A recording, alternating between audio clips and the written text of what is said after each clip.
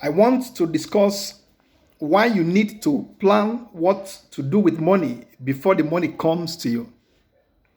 If you don't lay plans down before money comes, when that money comes, you're going to spend it frivolously. Chances are that you cannot utilize that money for good ends.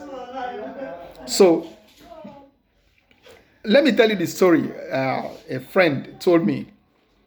He said he has a younger man as a friend, and the boy is a writer. So he saw him in one of his books, and he realized that there is an organization that may want to use that book for their works. He took a copy from him,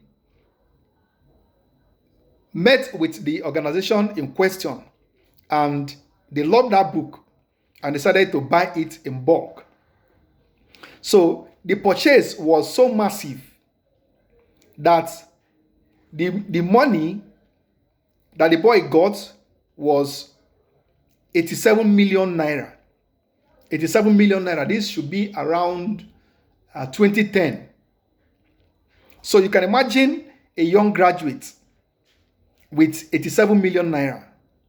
He has no wife, no responsibility, and he has that kind of money. Not just that they acquired the book, they also gave him the contract to distribute it across the country. So the boy saw himself with lots of money. So my friend said he called him. You see this money that is coming to you. Don't spend a dime of it to enjoy yourself. Invest all this money. Retain the lifestyle that you have now and invest this money. Then when you start getting proceeds from that investment, then you can enjoy your life. But if you make the mistake, maybe you drink water from tap before and you now go and buy bottled water on account of this money, then you are hooked, because you can't stop there. You start living luxurious life. You start adopting a new lifestyle. And by the time you know it, you have acquired taste that will take that money away from your hands. And the boy could not take that advice. He paid him 87 million naira. That was his share from the transaction. He said the next time the boy is coming to meet him, he has two girls, one by his right hand, another by his left hand. He was drunk in the morning. They are coming from nightclubs. He knows that the boy is already done for. The next time he's coming, he has a very expensive car he has bought. And by this time, he has bashed the car all over. A very expensive vehicle. He left where he was staying in the low areas of the town and moved to the highbrow areas of the city to get an apartment. He was spending. He was grooving with ladies. And the money was going as he was visiting nightclubs, drinking joints. He has acquired new friends. Why? He has no plan to invest the money before the money came into his hands. He has no discipline to manage the wealth by the time the wealth arrives in his account. So, by the end of the year, when he has to renew the rent, the money was already gone. He has to leave that place and move to a cheaper apartment somewhere else. By the second year, he was already broke. He had no idea on how to invest reasonably anything out of that money. The best he could do is that he bought some equipment for video editing and all of that. But by the time he has spent all that money, he became embarrassed. He became ashamed of himself. And out of shame, he packed away from the city and moved to his own state.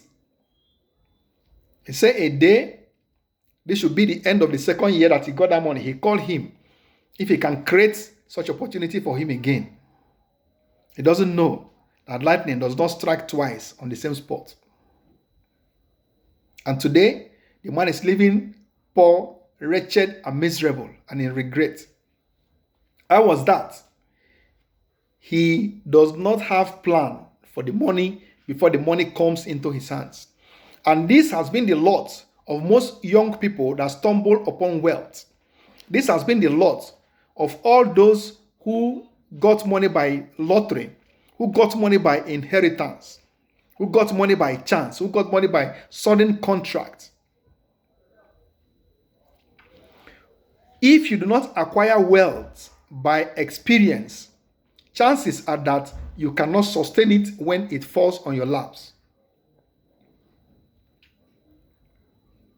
If you have no idea on how to build wealth on gradual progression, you are learning to manage money by experience. As a matter of fact, it is harder to manage money than to acquire it.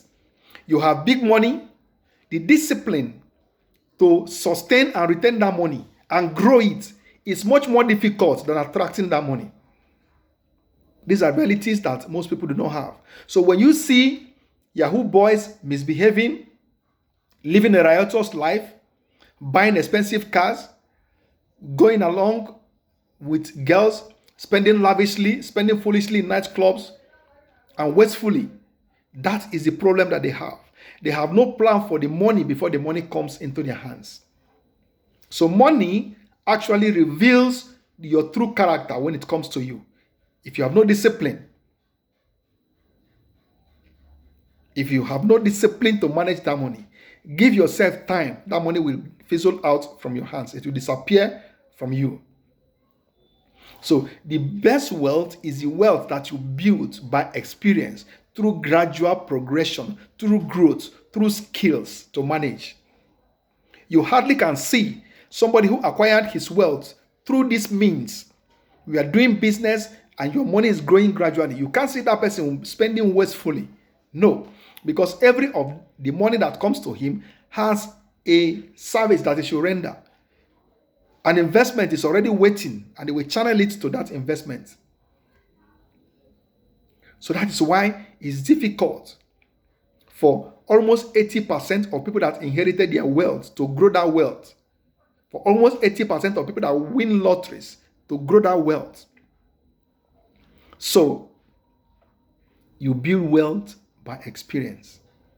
And the starting point is that you must have plan to channel money once it comes to your hands. And when it comes and you channel it towards those investments, then when the investment starts yielding proceeds, you can now enjoy and build a lifestyle based on the proceeds that come from your investment. You don't enjoy your life on the capital that you have to grow your business. No, you don't eat the capital that you have. It's like eating the seed that you ought to plant to grow back to you. Wisdom is essential in making and growing money. And I want to say thank you.